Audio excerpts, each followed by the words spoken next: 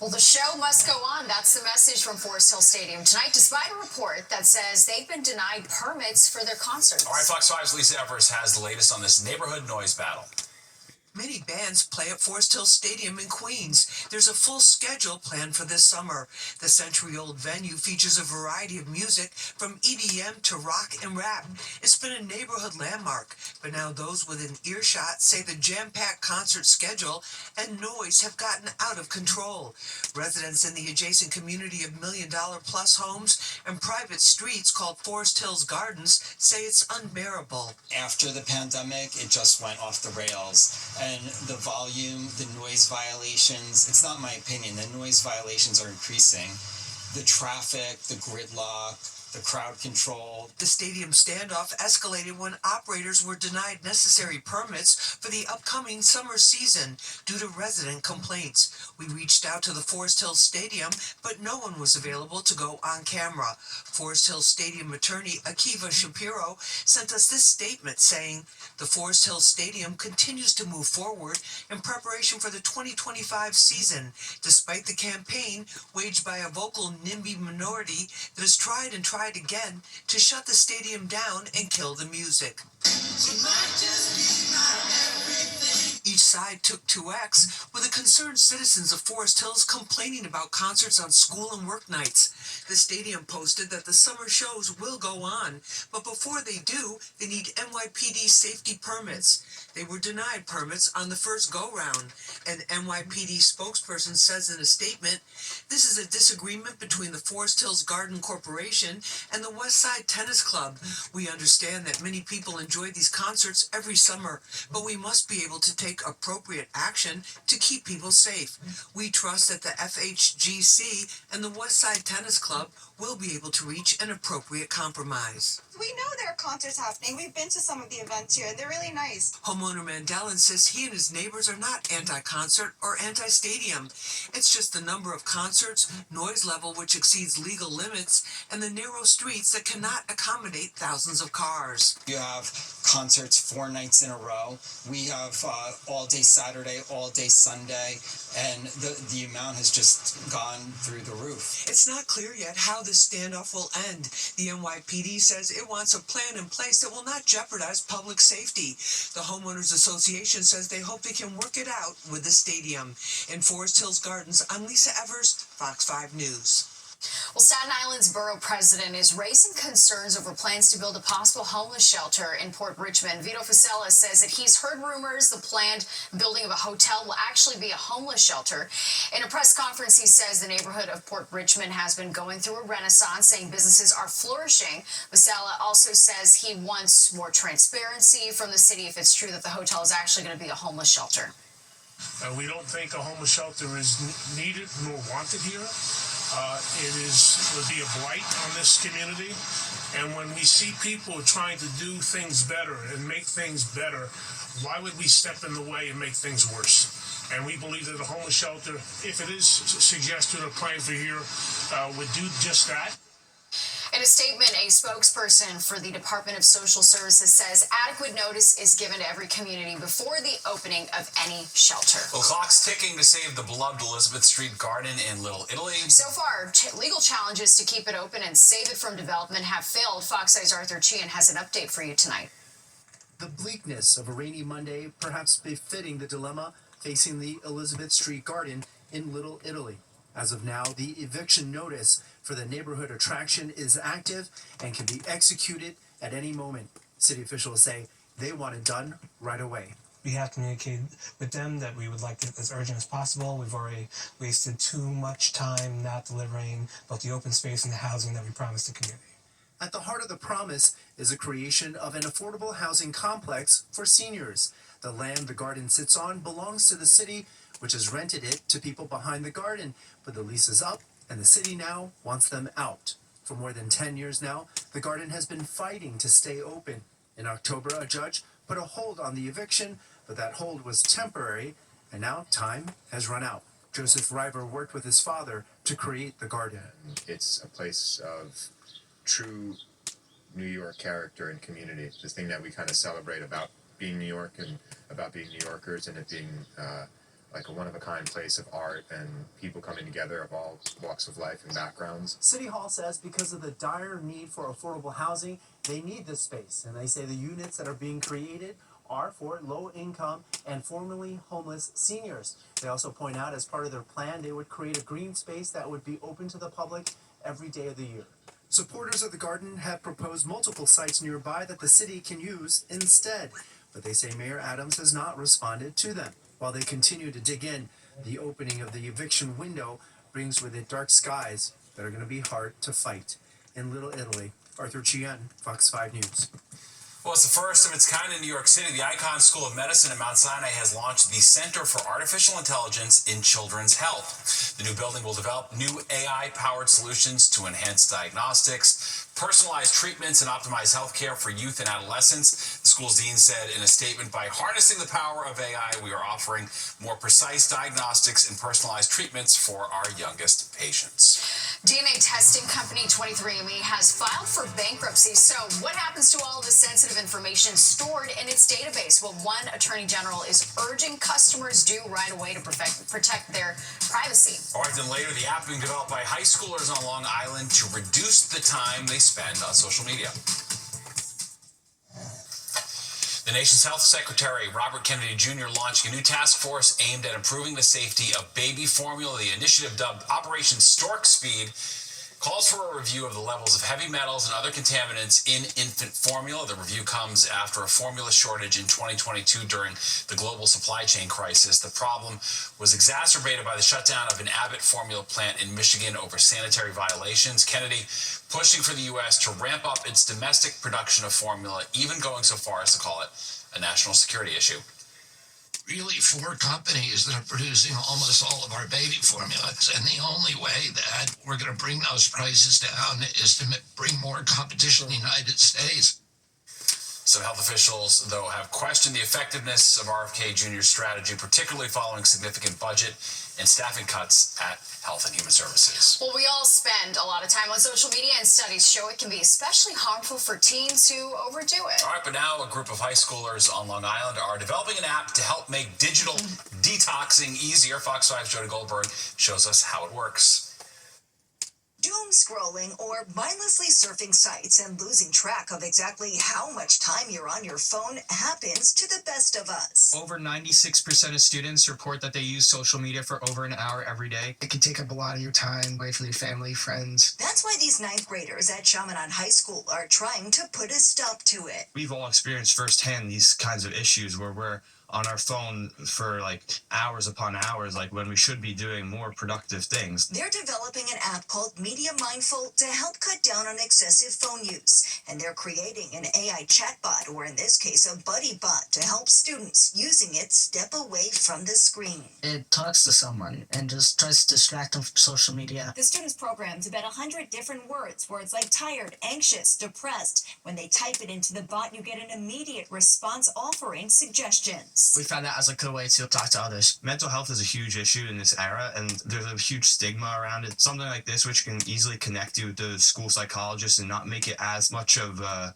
scary thing to do in a way, it's really beneficial. The concept crowned the students champions in a Medical Marvels competition. The $800 prize money will go toward continued improvement with a goal of testing the app in the school. This idea of screen time competitions, where for each grade, the winning homeroom would receive a pizza party for the least average amount of screen time. It could help people who are actually struggling with this and have very bad addictions with social media. Sometimes a digital detox is the prescription we all need.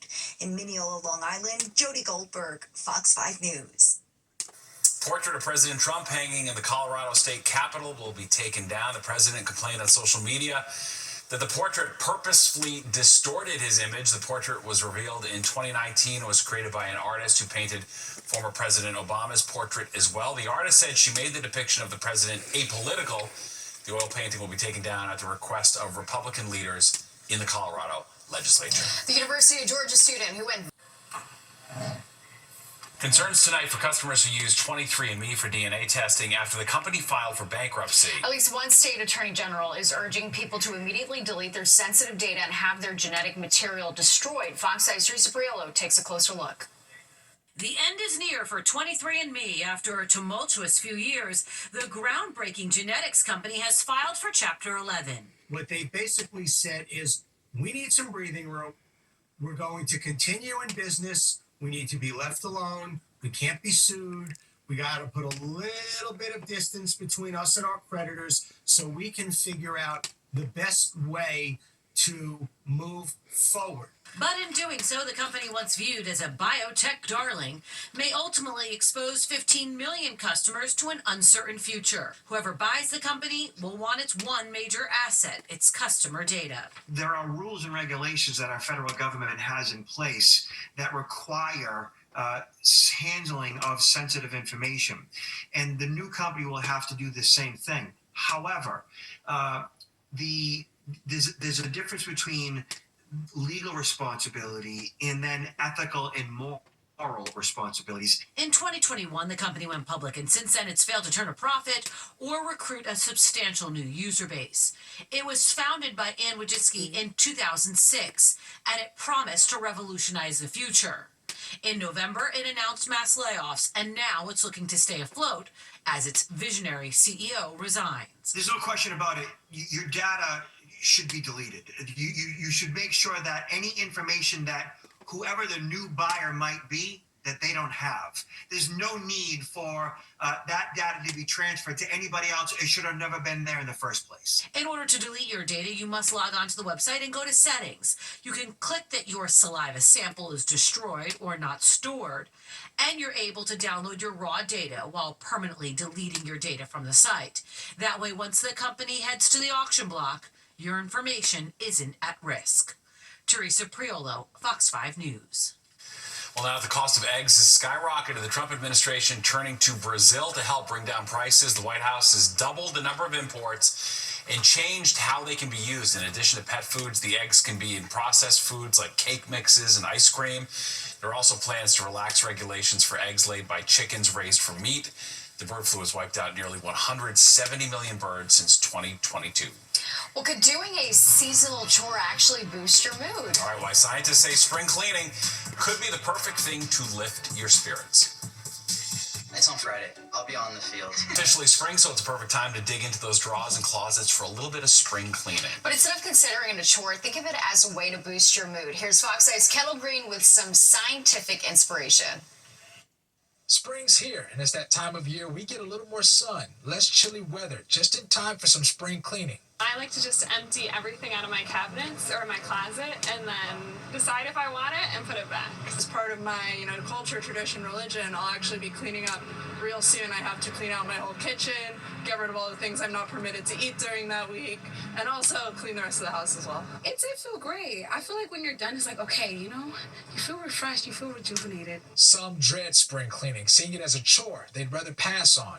But the benefits far outweigh what some perceive as the annual burden. Just ask Dr. Mina Mirham, an assistant professor of psychiatry at Columbia University. This can help in boost our mood, increase our focus, and help our sleep. Those are 3 concrete benefits. He shares the winter clutter has a way of cluttering our minds with depression and anxiety, so a good deep cleaning does wonders. Suggesting we clean using our senses as a guide, by cleaning what we visually see in the terms of the space around us, what we consume, like our diets, as well as cleaning surfaces we touch every day, and improving how our places smell. Changing the way that the aroma is in your workspace is something that's more tranquil, and making sure that you have an impact on what is being inputted into your sense of smell. There's nothing like it, like you light a candle, you lay down on your bed, that's all made. There's nothing like it. But for those who see it as a yearly chore, it may be a good time to refresh that perspective. I always look at it as not something that you have to do, not something that you should do as a chore,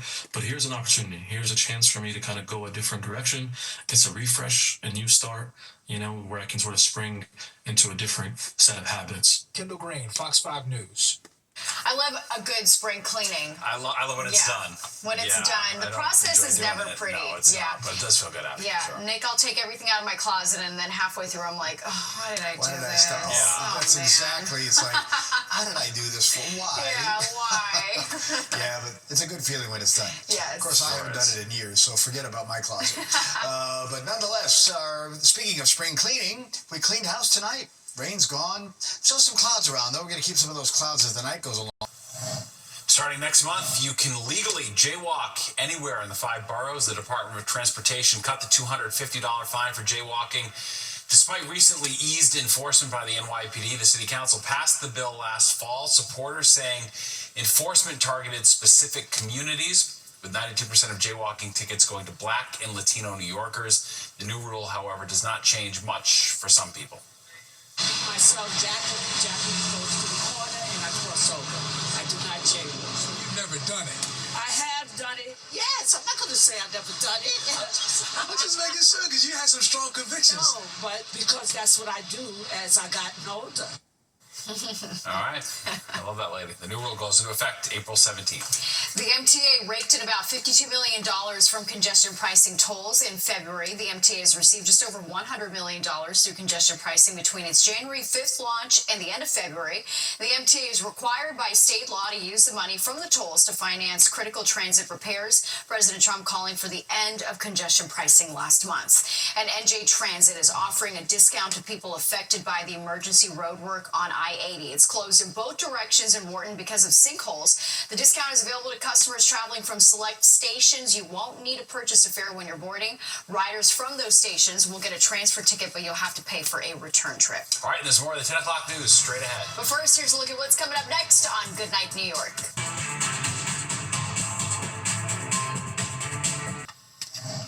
Check out the scene from Sunday in Brighton Beach. A seal lounging just feet away from the water. Officials say if you see a seal, stay at least 150 feet away because seals are still wild animals protected by federal law. And if a seal appears to be in distress or hurt, call wildlife officials who will know what to do.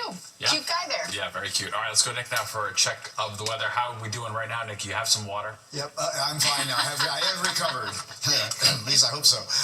We're doing fine weather-wise, too. Sky has some clouds around. We'll keep some of those for the night. It's kind of chilly in the suburbs, so mid-30s there, about 42 in the city, and again, closer to 40 along the coast. Nice day tomorrow, sunny weather, but a touch breezy by late morning into the afternoon. 57 the high, low 50s, mid-50s north and west. Maybe a shower early Wednesday, I wouldn't count on it. Sun and clouds 53. Nice Thursday, nice Friday. Showers at some point Saturday, and certainly I think for Sunday and Monday. Yep. Thanks, Nick. And don't go anywhere. Good Night New York with Crystal Young and Ryan Christopher is next at 11. You do not want to miss it. All right, and that does it for us tonight. If you missed any part of the 10 o'clock news, you can always catch an encore on our free streaming app, Fox Local. Where you can stream our newscasts anytime. Have a great night. We'll see you tomorrow.